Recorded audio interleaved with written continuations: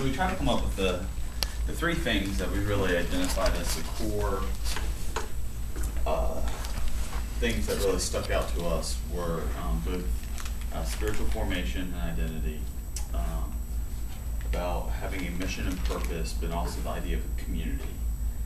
And as we discussed, it was obvious to us that none of those things are separate components all by themselves. In fact, they all kind of integrate with each other in some way or fashion. So to make it kind of a separate thing without them ever intersecting, it just doesn't work, because we're meant to live in community, formation, missions, all those things kind of come from one another. So how do you describe it? So the image that we have is of an ocean, and the ocean symbolizes the story of God. And in the story of God, all of those things that we mentioned are part of that. And the idea is that there's a lot of people out on the beach, and there's different groups of people who are walking deeper into the ocean. And so at different points, you might have somebody who just has their toes kind of on the water's edge. Right. You may have somebody else who is knee deep, somebody else who is waist deep, somebody else shoulder deep, and some of those who will actually go out and will just be swept away. That in losing their lives, they find their life in the story of God.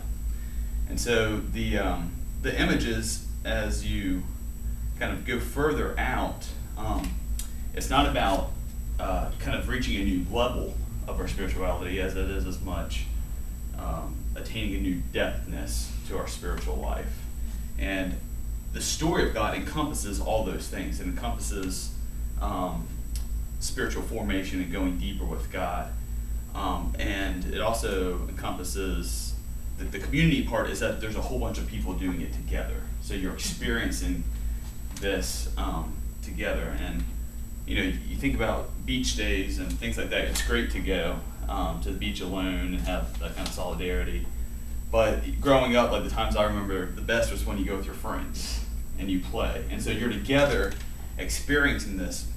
But the other part of this is that there's a tide, and as you kind of go deeper out into it, just like a wave, there's something about the story of God that's drawing you out, is pulling you out. But in the same effect, the wave pushes you back to the shore.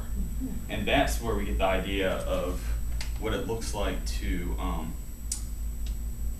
come back and to invite those who are on the sand and those who are ankle deep to come further out into the story of God, that God's drawing them as well to go deeper into this relationship with Christ.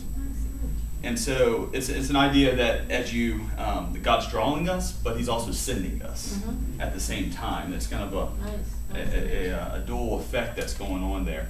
And the image is too is that as you go deeper out, as you're sent back in, that because you have such a great experience, that you want to go deeper out the next time, so that there's something again.